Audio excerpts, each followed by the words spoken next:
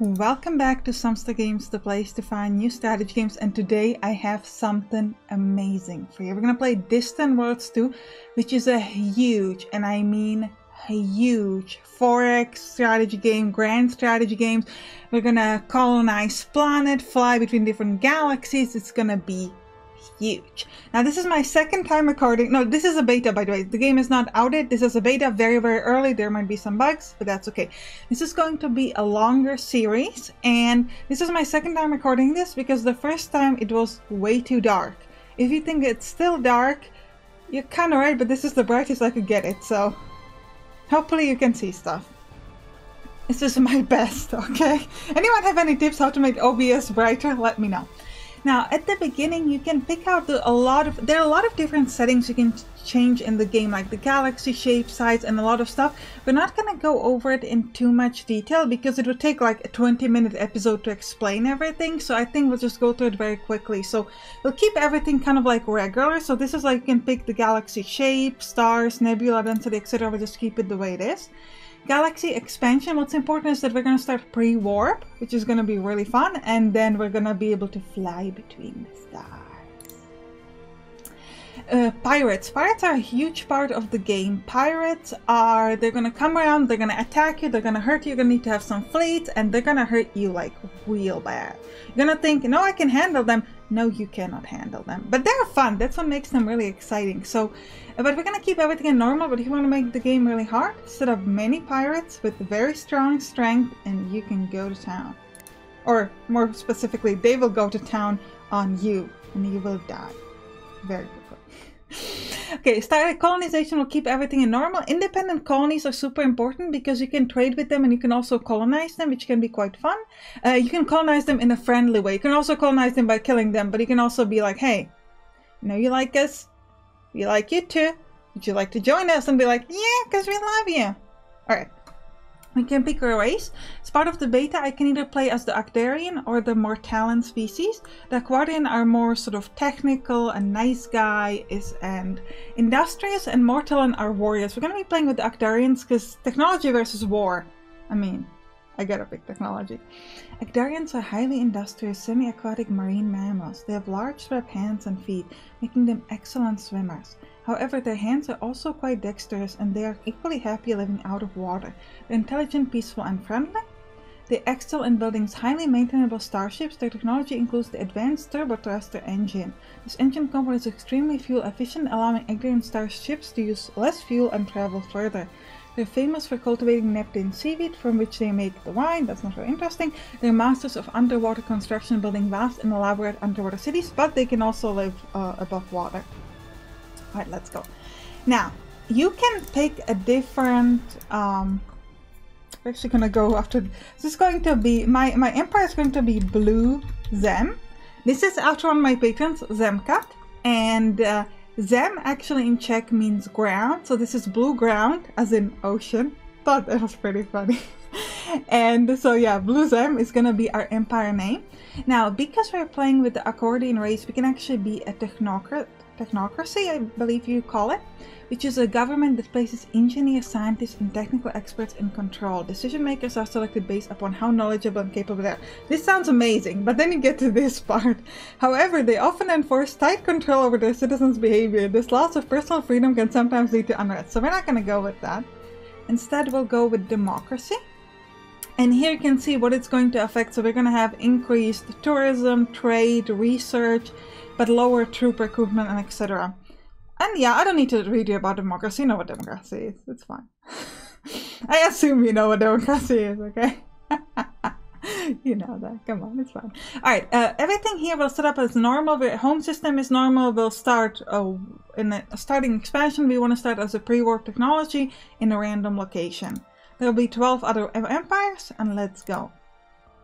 And the victory conditions, you can set up if you want to go for like a war style, you might only allow like territory victory condition. If you want to go for like population, if you want to grow, economy, if you want to be rich, we'll keep everything on just the way it is from the beginning. You can also have a win condition just by like surviving X amount of time and etc.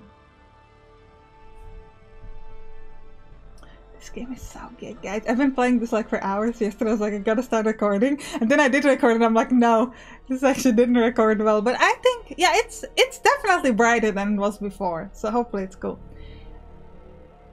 Our faction is known as the Blue Zen. Our government is democracy. We are the accordion. We're typically careful. According with natural skills in our research, construction reaches ship maintenance savings, ship construction speed, and ship energy savings. Our leader is Kudaske no. Our leader is Zemkat, the president. Skilled in colony happiness and civilian ship construction speed. This is fantastic. Our home colony is Taurus 5 Nope, a deep ocean planet in the Taurus system. Nearby is the rocky metallic moon Imploridoi. Or something. Our faction has primitive technology, blah, blah, blah. Okay, we start here at Taurus. This is our system. And we start on this beautiful planet that is not going to be called Taurus 5, but it is going to be called Taurus 5 of Timo. So, Timo is going to be our richest, it's another one of my patrons, our richest entrepreneur, and he owns all the planets in Taurus 5, but he is not the leader of our colony. The leader of our colony is actually this beautiful person, and this is actually Zemkat, the president. Because we're a democracy, remember? Zemkat, the president, and she's leading our beautiful country. Blue Zem. Empire, I should say, not country. In the ancient accordion undersea city ruins, we have made a curious discovery. The great ocean of stars await us. What or who will we find there? In centuries past, our ancestors built the great undersea ruins that still reveal their secrets to us today. Their works were for many generations beyond us, their ultimate fate unclear, but across the ages we have long felt the call of the void. The technology of our ancestors has shown us how to travel faster than light itself, but the runes also tell of terrible and sudden apocalypse whose cause we do not yet understand. We must not let this scare us. Our understanding of science has allowed us to glimpse a greater destiny that waits for us beyond our world.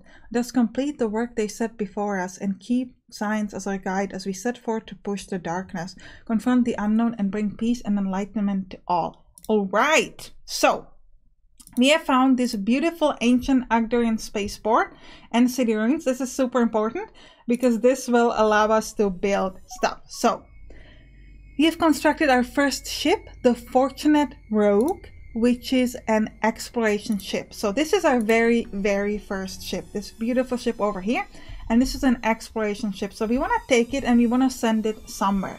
Where can you send it? So I can send it anywhere. I can tell, hey, ship, we're going to pause the time. Go over here to Taurus 8, but the ship is very slow, and I'm kidding, it's like very, very, very slow. So we're just gonna send it over here to our beautiful rocky metallic moon and tell it to explore this moon. And then we might find some interesting resources on the moon that we can mine for. That's the first thing we do. So we're gonna send it over there, and you're gonna be able to see here in our exploration ships that its job is to survey Iplodor. Now before we go any further, let me quickly go with you over the UI so that you have an understanding of what's happening. So firstly, up here we can set up our research project. We'll do that in a moment.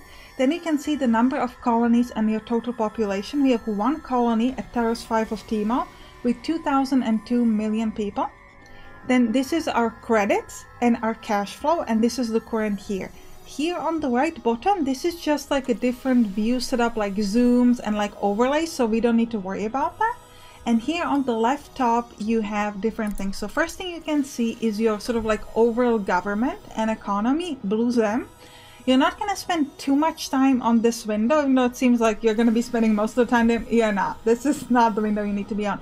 The really exciting thing about this game is because it's incredibly complex, you can set up almost everything to be automatic, so you can truly focus on the things you want. You can, for example, say, I mostly want to focus on exploration or colonizing or combat or mining or research, and you can set up everything else to be automatic. And this is huge because if you had to set up everything manually, it would be quite time consuming and also confusing.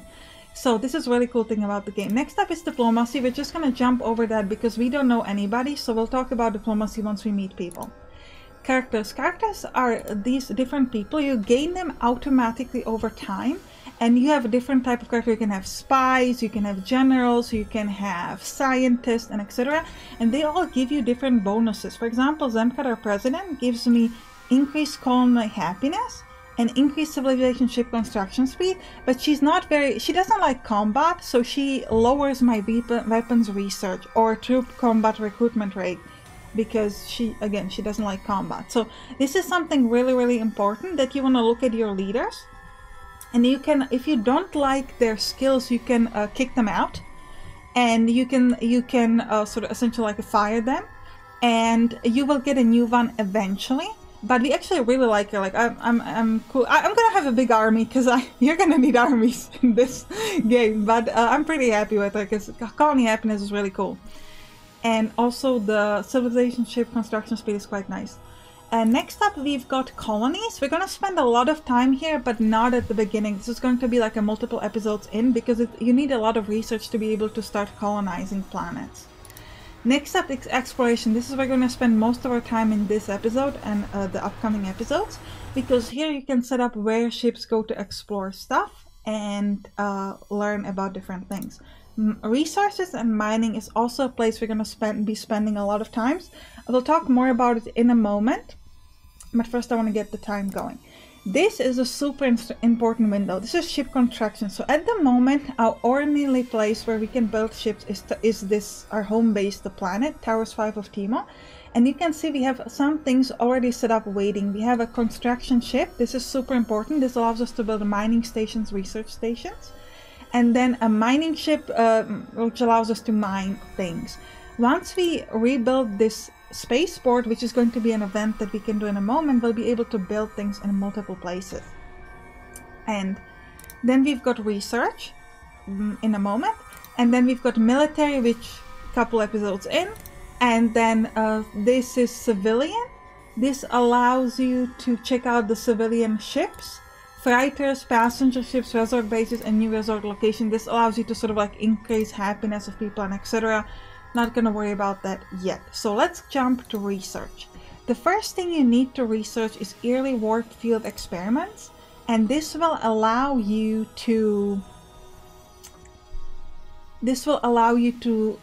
use warp away and jump in space. So let me turn on the time once that we have set that up, and we should get some event coming very soon. Yeah.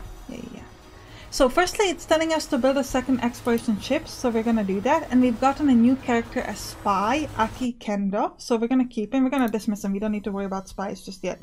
But soon we'll get an event about finishing this spaceport, which is super important. And you can also see that my main Taros 5 is now building another exploration ship, which we can see here. This is the Grasping Ranger. And then small freighters. Freighters move between mining stations they produce. And then I'm going to jump back to see my exploration ship. So this one, because it's red, it means that it hasn't been built yet. It's just kind of waiting to be built. And this one is moving... Where are you? Moving over here. And it's moving slowly towards this moon to explore it. So while we're waiting for the events, let me actually talk to you about resource. So you can click on the resources here and you can see which resources you're using up. Currently we're using Mebnar and Caprica the most. This is how much we're using of that particular resource per second, and this is how much it cost us. And then we can click on our mining location. Currently we're only mining at our home planet here, and we're mining actually quite a lot of things. We're mining Kaizen crystals, polymers, Xukantar, Questern skin, and Hutil resin. Now if this red square around the resource is telling you that you have a production shortage, so you need more of it. And then here you can see new mining locations. So once we explore a planet, we might find, hey, they have some interesting resources, so we'll be able to build a new mining location there. And then here we could have mining ships that we can send to different missions, and finally we can have fuel tankers which allow you to refuel our ships on the way. Now, we are working on our first construction ship. We are currently at 52% of this. This is here the Stellar Prowler. And once that's finished, we're going to be able to use it to finish up this spaceport. So we're going to move it here to kind of help out and finish this. But we need to wait till that's done. We have, by the way, a really, really cool planet. We got so many resources over here. This is very, very big. Also, the fact that we have so many asteroids around is also quite useful, because you can explore each of these asteroids and they might have some really cool resources. One of the most important resources in the beginning of the game is steel, because you need steel to build mining stations. So if you don't have steel, you won't be able to mine other resources that you might need. Resources are important not just for building, like for ships and mining stations and etc., but also for research. Every time you start sort of like a new research, you need to pay some credits, but you also need to pay resources. Okay, so we got our mission. We finished the construction of our first construction ship, which is the Stellar Prowler, and now we're going to give it a mission of building this abandoned base. This is this spaceport, and that's very important, because the spaceport will allow us to build more construction ships. I might have said that already. So we can see our ship over here, and it's going to be moving this way. Here you can see information about your ship, so how much fuel it has, energy and speed. And here you can see armor, hull, and potentially shields and other things. Here you can see the type of a ship. This is going to be important later, but just so you know, this is like the name of a type, because this game is very much, you can design your own ships in this game, and they're also going to be upgrading ships, which is very, very important. Now, a trick I like to do at the start of the game is I like to jump towards the early warp research, and you can do something called a crash research, which means you can pay additional money to speed up the research speed twice. So it's going to go at double speed. So we're going to pay 3,000 credits to do that. And this is extremely important, because having the first warp research is just crucial, especially because you need to go around our system. This is our system, and we can move around it to explore all of these planets, and we might find something really exciting. Now you might be looking at this thinking, hey, the map is kind of small, right? Oh, you see nothing yet. This is our whole map. This is our map, guys. We are this tiny little dot over there. Like, this game, there is so much you can do in this game. It's just insane. Insane. Oh, okay. So we have explored this moon. And before we do anything else, I'm actually going to set up my ship to go explore, and then we'll go through this. Now, you might say, hey, send it here to Taurus 2. The problem is our speed. I'm actually going to show you. I'm going to click on that. And I'm going to click play. And you're going to see, this is the speed of my ships. It's incredibly slow. At this speed, it's going to take us years to get there. So instead, I'm going to send it here towards this rocky asteroid and not send it there. And this is because once we get the warp field, it's going to be super fast. And I'm going to show you, and you're going to see how amazingly fast it is. Now, this moon is amazing because it has 54% abundance of steel, and Mabnar, and Caprica, which is all the things we need. So we're going to build a mining station here. And what you're going to be able to see in a moment is that, what is the name of my Stellar Prowler? This is the name of my construction ship. So I'm going to rename that. This is going to be a Stellar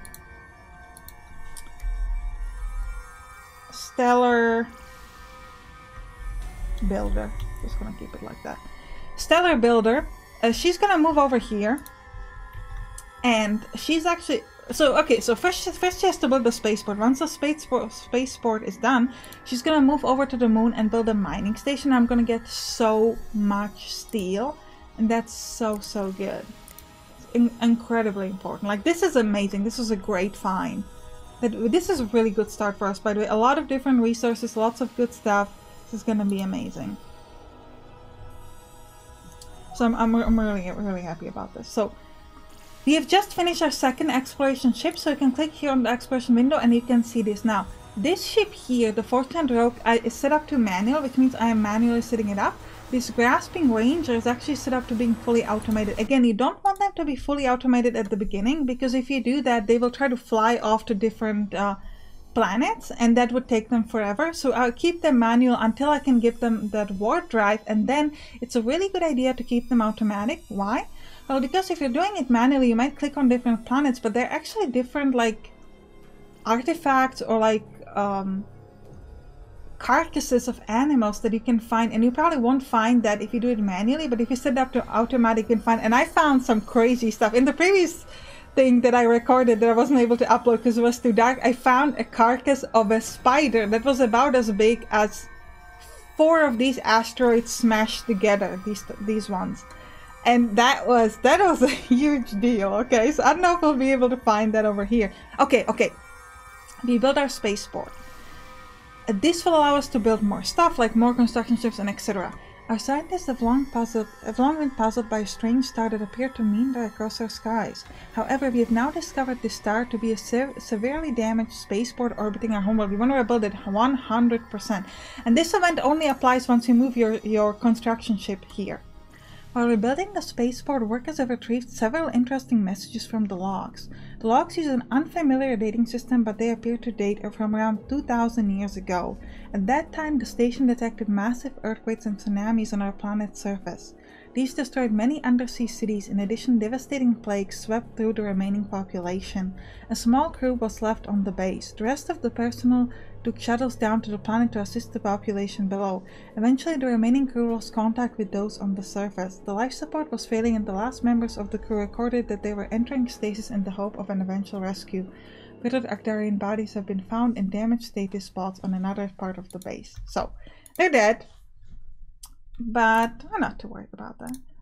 Okay, so the game will automatically set up building different things. One of the main things I actually want to build is a second construction ship. So I'm going to click on this and then click here on the bottom, and I want to say, hey, build me a second construction ship. The Dream of Taoros, and this is very important because it's good to have 2. It's just good to have 2. Let's jump back to exploration. Yeah, so Fortune Rogue has no mission, so go explore something else. Now you can look at this asteroid and find it actually has nothing interesting. There are no minerals there, so we're just gonna leave it alone.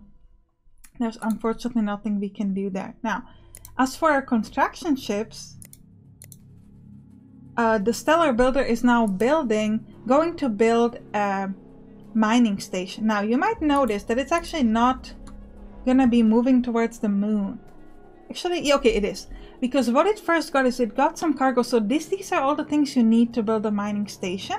So it got it from the spaceport, and now it's going to be slowly moving to the moon to build that mining station. Ooh. Secrets of Victorian engines deciphered. In the process of rebuilding, we have received a tech boost in Victorian engines. Okay. We're cool with that. Now, I'm going to speed this up a little bit because I do want to show you the early warp drive because I think that's really, really cool. But I've got to say, finding this thing is just huge. How are we doing on exploration? I need to check out my ships. Okay, yeah, so this one has no mission, so we want to move it further. Again, we found nothing here. We got a new character, a scientist. So the scientist is going to give us some... Oh, he has no skill, so he'll actually give us no bonuses whatsoever, but hopefully... Oh, it's because her character is untested. Okay, so we don't know it. But once he starts doing some research, then we're going to be able to see like what are his bonuses and what he can give for us. Because the scientists can be really important. They can really help you speed up your research and etc. So that's really, really important. So in 26 seconds, we're going to finish surveying this little asteroid over there. And here, our Stellar Builder. Okay, so we finished our second construction ship. I'm going to keep it on fully automatic. And it's going to, once we have like more mining stations we want to build, it's going to start working on that, or research station, or whatever we find. So we have no missions here, so let's keep moving. Now, okay, so we can actually build a research station over here. This is absolutely huge. This is not something that you'll be able to get in every game. Like I had games where I explored like half of my planets and there was not a place to build another research station. I also had games where you can't colonize within your system. I don't know if we'll be able to do that. So we get really lucky that we can build a research station this close because we're going to be able to have 2, and that's really, really useful because the more research stations you have, the more concurrent projects you can set up, which is really, really nice. Now we got our hyperspace. Using the ancient knowledge recovered in our early exploration, we have developed our first primitive hyperdrive. This breakthrough technology allows our starships to travel faster than light. This momentous discovery means that we can quickly traverse our own solar system, exploring and expanding. Further advances should let us even travel to the faraway stars, truly exploring the galaxy. Alright, so I'm gonna pause because this is very important. So, firstly, we need to set up the next research project, which is going to be early energy deflectors. This is going to give our ships shield. We'll talk more about it in the next episode. But what I want to do here is I'm going to grab this this person.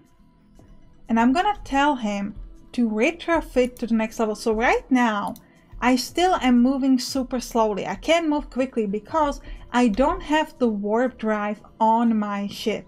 So what I'm doing right now is I'm moving to my space and I'm getting retrofitted to the better level. And I am getting my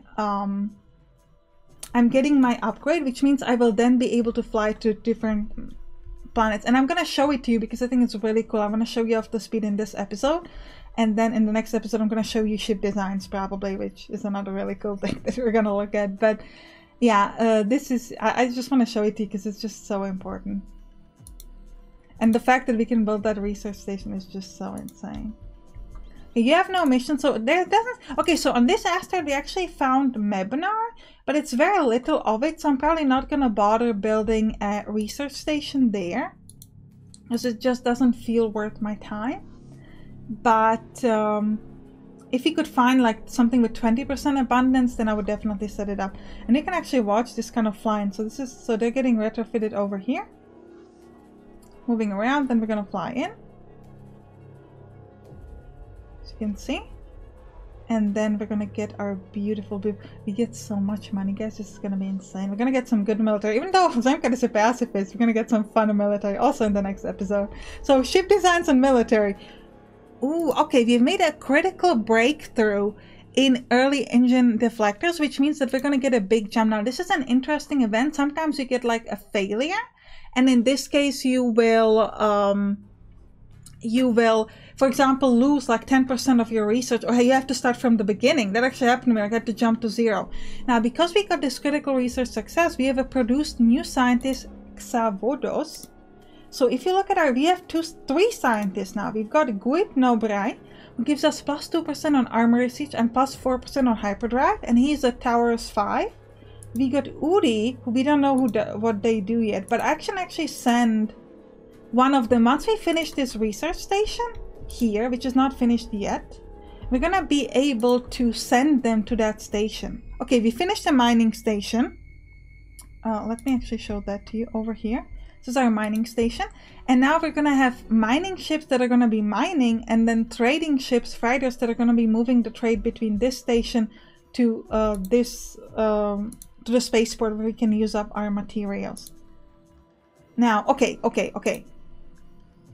Fortunate Rogue has now been retrofitted with warp drive, so I'm gonna send it to here. Now you have seen the speed previous. I'm gonna actually put it on 1 speed now. You have seen how slow this goes, so you know that at this space it's gonna take us 200 years. Just look at how slowly this moves. But we're gonna jump. We're gonna jump. This is so exciting. I love this part. This is my favorite part of the game. It's just so much fun. Like warp jumping for the hyper jumping for the first time. It's just so good. One of our ships, the Fortunate Rogue, has engaged its hyperdrive, allowing our empire to travel faster than light for the very first time. Distances that previously took months to traverse can now be covered nearly instantly. Next stop, the stars. Fortunate Rogue is now speeding through hyperspace. Who knows what we'll discover? Look at this. Look at how quickly it's moving. Is that not insane? So what you want to do is I'm actually going to set up this other one to be automatic, to automatically sort of go through the system. And also your other ships, all the other ships can get retrofitted. So all the mining ships, trading ships, the construction ships, they will all get retrofitted so that they can go and move us this quickly. And now we're going to explore this sort of desert savanna planet. But just like we're there already. That's how quick that was. And I'm also gonna set this guy to be fully automatic, but he should survey towers too. So I actually think this is a good time to end the first episode. So you can click on the right to watch the next one. So I'll see you there. Bye bye.